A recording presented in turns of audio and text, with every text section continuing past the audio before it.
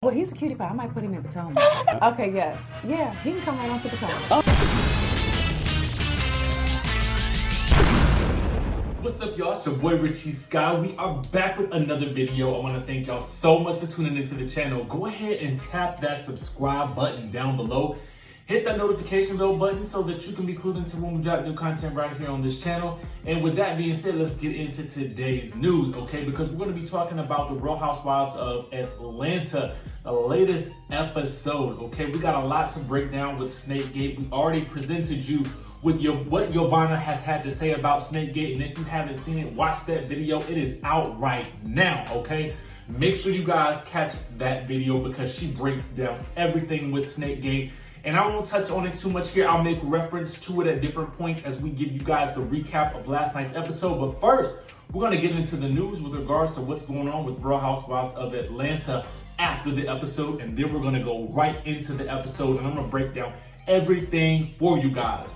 First things first, after the episode, well, actually before, Kenya teased that on last night's episode that there were actually two snakes, okay? Now we're guessing that, as basically everybody kind of knows, Yovanna is being labeled as the snake, even though she has basically let us know that there is no audio. Get into that video. I'm telling you, it is crazy what it means for the show, okay? But Kenya is saying there are two snakes, so I'm assuming that she's talking about Yovanna. But I want to know that, based on what we now know, is the other snake supposed to be Nene? Or is there someone else? And did you guys catch them making reference to Phaedra Parks last night? Oh my God. So there's that. And then there's this other thing that the newest revelation that I wanted to give you guys. And well, first of all, type down below who you guys think that the second snake was. Then let's get into this, okay? Tanya, these girls are not your friends. Specifically, Cynthia and Kandi. Now, let me get into why. I'm gonna go ahead and tell you why before we get into what actually happened in the episode. And I'm basically making reference to some other information that I now know. Here's the thing. Cynthia, not only did Kenya know about this whole situation with the cookie lady who we got right here in the photograph. This is her name. This is the cookie lady. This is the lady of the hour who is getting her fame off of this. They all knew about this situation well beforehand. This was 2 months ago that this happened in reference of the time frame of the show. So they already knew about it. If you watch Kandi speak on it, she basically alludes to, oh yeah, it's good to ask your girlfriends these questions because you'll know whether or not to tell them that, you know, you have found out something about their man. That's some bull swanky right there, okay? Y'all knew at some point that this whole situation was gonna come back up. And you knew specifically when Kenya brought it up, you know what I'm saying? And then you guys did not actually at any point in time decide that, okay, it might be wise to have a sit down with her to kind of let her know that this is about to pop out. And then Kandi lets us know that that situation is going to play out in the worst way, okay? Tanya, you have got it coming for you. Be on the lookout. These girls are not your friend, okay? That's all I'm gonna say on this matter, because there's a lot that's going to unfold, guys. There is a whole lot that's gonna unfold, and it's about to be crazy. Second half of the season, completely different, a shift in the focus, okay? There's gonna be a shift in the focus, and from what I'm being told, it's insane, okay? So let me just say that. The next thing I wanna say is, we talked about Yovanna. Let's get into the actual episode, okay? Let's talk about Dennis and Porsha reunited. You know, whether or not this was edited out of context, they have Kandi throwing shade at Cynthia and Dennis reuniting. I mean, this is an easy thing to shade, to be quite honest with you, but ultimately, here is this. With the reports last week of Dennis, you know, out at 4 a.m. with a group of ladies who we don't know who they were. They could have been his family, they could have been friends, they could have, who knows. what we do know is that the streets is watching, Negro. The streets is watching you, okay? So you best believe that you best to be on your best behavior. That's all I gotta say about that situation. I did like the fact that he admitted to his indiscretions publicly on the show. And I do like the fact that he re-proposed to her. I felt like that was something that she needed, and she needed it to happen in front of a group of people. Now, here is where we get into some things that I wasn't quite understanding, okay? And we're calling this petty on Porsha, okay? Because the ladies got petty on Porsha on the bus, right? First things first, we got Kenya imitating Tanya. And I wonder why she keep doing this. I feel like she is deliberately taking shots at Tanya. Y'all comment down below and y'all let me know if there's a little bit of, it almost comes across like there's a little bit of bitterness or jealousy as it relates to, let me tell you, I'm gonna tell y'all something that I learned recently. Yesterday I was watching Will Smith at the premiere of the Bad Boys for Life premiere here in Miami. And one of the things that I found was that I feel as though Will Smith is so successful because of his the amount of energy he exudes and excitement that he exudes for life, okay? Now, some people may consider this being on, okay? I feel like the same thing goes for Tanya. I feel like she has an exuberance and a zest for life in general, okay? I don't think she's putting on, I think she's genuinely an excited person, okay? That type of happiness is going to rub some people the wrong way. And it feels like it's rubbing Kenya the wrong way. Do you guys agree or do you guys disagree? Comment down below, okay? Now, it then also occurred to me that most people in the group didn't really know, outside of what they heard in the blogs, what the real issue was with Porsha and Dennis. And I didn't realize that most of the scenes that she was filming with regards to how she was handling it were with her family or even with Marlo. So it was I was kind of wondering, I was like, why is Kenya asking what really happened in this situation? And I was I was like, oh, they don't really know, which is kind of crazy because we 11 episodes in and y'all just finding this information out? But it was interesting to me that Marlo was throwing shade at her by asking her about if it was true about the animals. Now, what Marlo said was, I wasn't going to take none of my puppies around him. I really think that that's worse than what she said. I really think that what she said is worse than what Giovanna asked. Because Giovanna said, so that thing about the animals is not true. Same thing, but Porsha lit her up. Porsha basically said, snitch, don't try me, okay? Now, then Porsha says, now y'all know can't nobody tell me nothing, and that's not always a good thing. Well, I'm glad you realized that. But Marlo then jokes, right, Kandi tried to tell you. I don't know if y'all peeped that, but Marlo was really the shade assassin of the night if you was really listening to what was being said and what was being put up on the screen in the subtitles, okay? Y'all had to catch the tea. Y'all had to listen, but I watched it twice. And this is why you guys are getting the review a little bit later in the day, because I really had to digest it, okay?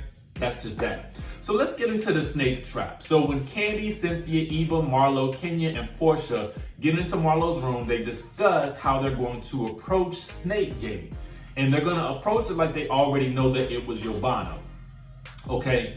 So they get into this whole situation, but then as soon as they walk into the room, Marlo is like, they lying, basically alluding to the fact that the plan was all a lie, and thus sabotaging it. Because now I'm like, looking at the episode now, I wish Marlo hadn't done that, because I feel like after watching the episode, you really don't get a good grasp on exactly what happened. And here is why. Because at that moment, Nene walks in having a little Kim moment.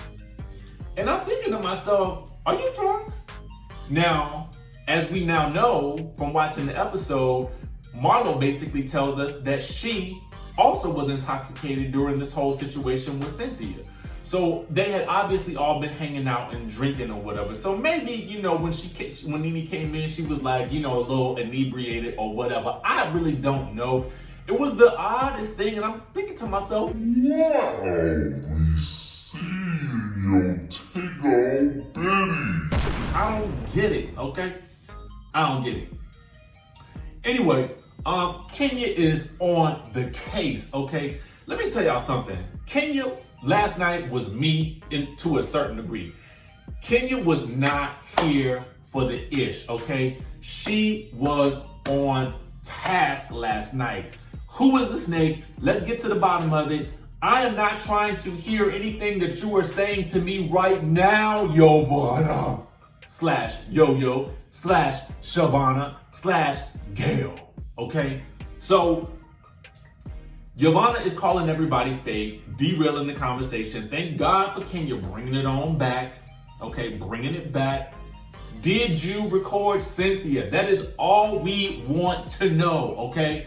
So, Cynthia then lights Marlo up. Now, last week when I posted the video, that was based on a clip that I saw on Watch What Happens Live. Now, in that video, the editing skewed this situation to make it seem as though Marlo was the one doing the dragorization, but in fact, it was Cynthia. Break it on down, break it on down. So Cynthia asked Nene directly, who recorded me? Nene mentions the audio versus recording scenario and then brings up Phaedra for some reason. And so then Marlo says, like Cynthia did with Mike. So Cynthia then pops up and says, did you hear me say something to Mike? And that is when Marlo pops off. And then Cynthia has to move up into her seat like, yo, what's up, boo? You know what I'm saying? And I feel like Marlo versus Cynthia was kind of lethal. Like, if I was editing this show, first of all, this Toronto trip would have been around episode 7, okay? And then what I would have done was, I would have done a cliffhanger after the Marlo versus Cynthia argument. Because honestly, that argument was so big, I feel like it was almost overshadowed by the hype of Nene versus Kenya, okay? And I feel like the reason I feel like we could have put more of a spotlight on it because we actually got a resolve from that situation, but more on that later. I'm just saying that I would have ended the episode this would have been episode 7, and I would have ended the episode with Cynthia versus Kenya. Because then we also didn't even realize, well, we kind of knew from what we talked about over the summer, but Porsha was on the beat, okay? Porsha was on the beat. Because once Kenya the investigator comes back around, Nene says there is audio, but you know I'm not a snitch. The person that whatever happened, just stand up. So then everybody's looking around and Marlo's like, you know what? Just talk to these people, Yovana. And so that's when it is revealed that Yovana is allegedly the one who has brought the information back. But as Yovana has stated in the video that I've just posted previously, there is no audio. Okay, so then Nene in her interview was like, Yovana is the one with the information. And that is when Porsha unleashes again on Yovana. And Yovana continues to deny it. And that's when Yovana says, the snake is your man. Wrong road, Yovana. Wrong road. Y'all know Porsha ain't the one, okay? Porsha is not the one. She need to check her credit on that one. So Eva, for some reason, someone help me understand why Eva has decided to turn into the bodyguard. Eva has not done anything all season. And now you want to step up and be part of the action? No, okay? No, Eva. You are expecting a child. Sit your booty down, okay? Sit your booty down. Actually, you should be out the room. And I'm so glad Kandi got into her about that. Because, girl, listen, nothing is more important than that baby inside of you. I don't care about the show, especially in terms of you about to birth some life into the world. You should have been upstairs asleep watching Tanya and Paul, okay? Quiet as this kept, okay? That's what you should have been doing. Anyway, so then we get to the hallway chase. So Cynthia has had enough. She's running out the room. Nene is moving faster than I have ever seen her move before. Runs off behind her. Then Nene is saying Giovanna has some sort of audio of Cynthia. So Nene wants Cynthia to come back to hear what Giovanna has to say. But Kenya does not want Cynthia to come back. And I'm wondering why. To me, I feel like I would want my friend to come back and hear what exactly happened so we can finally dead this whole situation. So I almost felt like in that moment that Kenya wanted to keep the beef up between Cynthia and Nene, because I really felt like Nene was trying to do something. I felt she said later on that she was trying to be helpful, but we'll get to that. So let's talk about Giovanna the scapegoat, okay? Porsha's still going off about why Giovanna would try to ruin a relationship, and Giovanna is, they're still going at it. Now, the producer then asked Nene point blank, why didn't you just tell her it was Giovanna and get it over with? Nene says, I didn't owe her that. She didn't give me that courtesy, referring to when Kenya showed up at Cynthia Seagram's event. So in my mind, if you feel like you didn't owe her that, so why bother trying to get her to come back into the room? Just simply say it. I mean, everybody's there. Just say exactly what happened. You're saying you're not a snitch, but then you go and basically say it in your interview. Just get it out in the open. I feel like we're beyond the point of you saying that you don't owe Cynthia anything. That is true, but the situation is on the table and it's such a hotbed right now. Just come out and say it and move on. Again, I'm here for Kenya trying to get to the bottom of this. So I wrote in my notes, but did Giovanna do it? Now, before I even saw or posted the interview that Giovanna did or the live that she did, this is what I wrote. Giovanna comes out of the room and says, I'm tired of keeping on defending myself. That's not my character, not who I am. And I said, I said, she also looks genuinely confused when Nene is telling her to talk to the girls. As soon as Giovanna came back into the room, Kenya and Porsha were screaming for security. And that is why Giovanna ended up leaving. Now, I thought that she just got suspended, but Giovanna says that she left on her own. And you guys can watch the video to tell that. But even as I was watching it last night and I rewatched it today, I thought to myself, I don't believe that this girl did this recording. Something is awry here and something is still awry. So then the next topic is Nene the helper. So as the Nene and Kenya blow up, that finally takes center stage, I'm a little bit disappointed by it. And I'm not disappointed by it because I felt like it wasn't action-packed. It was. I think I'm disappointed about it because we've known that this incident was going to happen for a long time now. And then we still didn't really get anything from anyone as to what really occurred. Like, I need a real chronological breakdown, and honestly, I need it from Nene, okay? Because she's the one who said that somebody recorded it way back in whatever episode she said it in. So I need her to really walk us through what happened, because I feel like we don't know. She says, all I'm trying to do is help. Stupid ASS video, whatever it is. So you haven't seen the audio. You don't even know if it's an audio or a video. What is going on? I really need Giovanna and Nene sitting side by side explaining to us exactly what happened, okay? So then we get to the aftermath. We flash to the next day almost as if nothing has happened.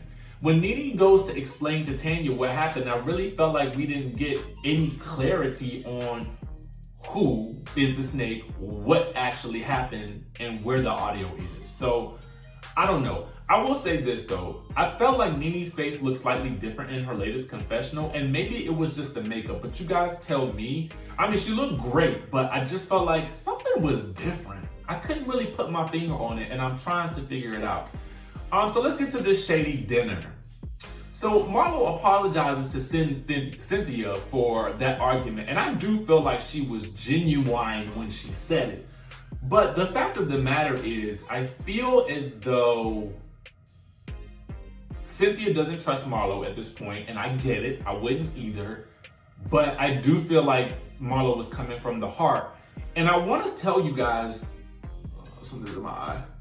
I want to tell you guys, I think that I'm really enjoying Marlo this season, and I almost would have preferred her to be a cast member. Probably actually more so than Eva, because I feel as though Marlo is contributing a lot this season, okay? She is contributing a lot. Oh my God, I think I have a hair in my eye. What's happening here? Anyway,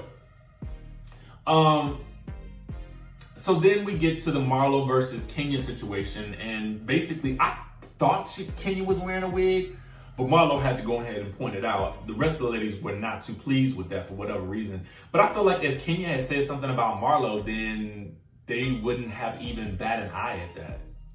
I just feel like there's a double standard there. But y'all let me know what y'all think. So I'm calling this last piece of action the roasting of Tanya and Devil's Advocate. She feels like her life is perfect. I think that Tanya's just a happy person in general, you know. But here we go, inserting Kenya with her evil laugh. And then she plays Devil's Advocate, or as Porsha says, an advocate of the devil. I just want to say that as Kenya is bringing up this situation, I will tell you guys that this situation plays out for the rest of the season in some way, shape, or form. You guys will have to watch to see. But I'm really mad at Kandi in this situation because she also knew about the cookie lady. But we're going to talk about that much later because there's much more to come on that. Guys, let me know what you thought about this episode, and let me know who the two snakes are. Comment down below. Make sure you guys hit the subscribe button, hit the notification bell button, and I will see you in the next video.